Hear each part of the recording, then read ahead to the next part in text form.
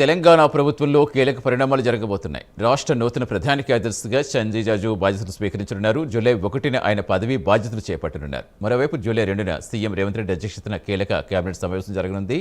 ఈ సమావేశంలో ఎలాంటి నిర్ణయాలు తీసుకుంటారనే ఉత్కంఠ నెలకొంది. ఐఏఎస్ అధికారి సంజయ్ జాజు తెలంగాణకు కొత్త చీఫ్ సెక్రటరీగా జూలై 1న బాధ్యతలు స్వీకరించబోతున్నారు. ప్రస్తుతం చీఫ్ సెక్రటరీగా ఉన్న కె రామకృష్ణారావు జూన్ 30వ తేదీన పదవి విరమణ చేయబోతున్నారు. రామకృష్ణారావు పదవి విరమణ తర్వాత ముఖ్యమంత్రి సలహాదారుగా నియమితులయ్యారు. సంజయ్ జాజు 1992 బ్యాచ్ ఐఏఎస్ అధికారి. ఆయన నియామకంతో పరిపాలనా యంత్రాంగంలో నూతన ఉత్సాహం వస్తుందని అధికార వర్గాలు భావిస్తున్నాయి. కొత్త సీఎస్ బాధ్యతలు చేపట్టిన మరుసటి రోజు అంటే జూలై 2న సీఎం రేవంత్ నేతృత్వంలో కేబినెట్ భేటీ కానుంది. ఈ సమావేశంలో ముఖ్యంగా వీబీజీ రామ్జీ పథకంతో పాటుగా బీజేపీ ఇతర రాష్ట్రాలతో ఉమ్మడి న్యాయ వ్యూహంపై చర్చించే అవకాశం ఉంది.